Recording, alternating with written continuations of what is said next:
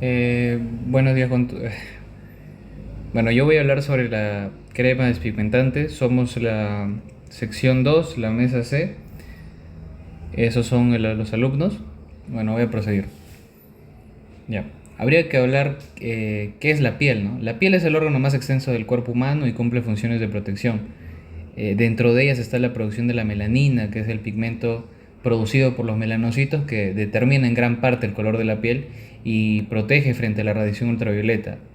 Ahora, ¿pero qué es exactamente la piel pigmentada? Que hace referencia a aquella que presenta alteraciones en la distribución o producción de la melanina, generando zonas con coloración más oscura respecto al tono normal de la piel. Estas alteraciones pueden manifestarse como melasma, la cual causa manchas marrones o grisáceas, principalmente en el rostro o por manchas secundarias acné, inflamación o exposición solar. Frente a esta problemática, se desarrolló una crema despigmentante de tipo emulsión aceite en agua. Este tipo de formulación se caracteriza por presentar una fase interna oleosa dispersa en una fase externa acuosa, lo que proporciona una textura ligera, menor sensación grasa y rápida absorción cutánea. Justamente este tipo de cremas son las más utilizadas en formulaciones dermatológicas y cosméticas destinadas al rostro, debido a que poseen buena extensibilidad, fácil lavado y mayor asetilidad cosmética en comparación con emulsiones agua en aceite. Ahora, la finalidad de esta crema es actuar como ayudante cosmético en el manejo de alteraciones hiperpigmentarias, ayudando a disminuir progresivamente la intensidad de manchas cutáneas y promoviendo una apariencia más uniforme de su piel. Ahora, vamos a hablar del modo de uso de esta crema pigmentante, que se comienza con una adecuada preparación de la piel.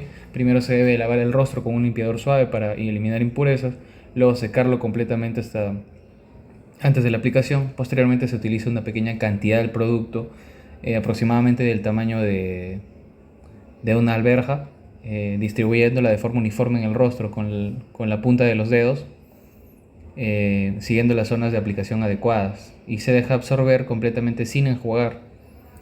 Ahora, bueno, ese es el modo de uso, ¿no? Ahora hablando sobre a quienes está dirigida este tipo de crema, principalmente es a personas con manchas superficiales, un tono desigual o hiperpigmentación leve, con manchas como manchas solares, marcas posacné o melasma leve. Bueno, ahora vamos a hablar sobre la formulación preliminar. En esta sección se verán las características más importantes de los componentes presentes en la formulación. Tenemos el ácido cógico, que se presenta como un polvo cristalino, blanquecino, sensible a la luz, se usa como despigmentante, antioxidante y quelante en cosmética. Ahora, el ácido ascórbico vitamina C, que es un polvo cristalino blanco de sabor ácido intenso, actúa como acidulante y antioxidante. Es muy soluble en agua y poco soluble en aceites. Respecto al alcohol cetílico, tenemos que es un sólido ceroso blanco granuloso con leve olor, actúa como emoliente y emulsificante en formulaciones, es insoluble en agua pero soluble en etanol y otros solventes orgánicos. El edeta es un polvo cristalino blanco, inodoro y ligeramente ácido, funciona como agente complejante, es poco soluble en agua y etanol e insoluble en cloroformo y éter. Ahora, la glicerina, que es un líquido incoloro, viscoso y de sabor dulce, se utiliza como emoliente y humectante. Es soluble en agua y etanol, pero insoluble en aceites. El butilhidroxitolueno se presenta como un sólido cristalino blanquecino con olor fenólico, actúa como antioxidante en formulaciones, es soluble en solventes orgánicos e insoluble en agua. El metilparabeno se utiliza como conservante antimicrobiano, el propilparabeno de la misma forma. La parafina líquida es un líquido oleoso, transparente incoloro, con olor casi nulo, que se utiliza como vehículo en formulaciones. Es insoluble en agua y miscible con aceites y solventes orgánicos. El gliceril estearato es un sólido ceroso blanco con un leve olor característico, se usa como emoliente y emulsificante. Es insoluble en agua y soluble en solventes orgánicos. Ahora, respecto al procedimiento, habría que hablar antes de los componentes para 50 gramos de la crema despigmentante que hemos planteado.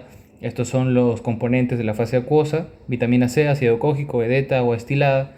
Y por otro lado tenemos los componentes de la fase oleosa: glicerina, gliceril estearato, parafina líquida, metilparabenos, propilparabeno, butilhidroxitolueno y el alcohol cetílico. Ahora, respecto al método operatorio de la crema despigmentante, tenemos que el proceso se divide en tres etapas fundamentales: la preparación de la fase acuosa, la preparación de la fase oleosa y finalmente la emulsificación, enfriamiento, ajuste y envasado. El objetivo principal es obtener una emulsión homogénea, estable y eficaz, garantizando la correcta incorporación de la vitamina C y el ácido cógico como activos despigmentantes. La preparación de la fase acuosa, primero se hace la pesada de los componentes, exacta. Bueno, tendríamos que en primer lugar se realiza la pesada exacta de los componentes hidrosolubles en la fase acuosa de la vitamina C, ácido cógico, edeta o destilada. Y bueno, inicialmente se reserva aproximadamente 10 gramos de agua destilada para facilitar la disolución secuencial de los componentes. Luego la disolución del edeta, que se coloca en agua destilada inicial en recipiente adecuado y se calienta más o menos a 50-60 grados. Luego se incorpora el edeta agitando suavemente hasta lograr su completa solubilización. El edeta cumple una función quelante, es decir, secuestra metales, traza que podrían catalizar la oxidación de la vitamina C. Ahora, la incorporación de la vitamina C, una vez que está disuelto el edeta, se añade la vitamina C, manteniendo la temperatura 50, 60, 65 máximo, agitando de manera constante hasta lograr una solución uniforme. Luego la incorporación del ácido cógico, bajo agitación continua, asegurando su completa disolución y evitando la formación de grumos.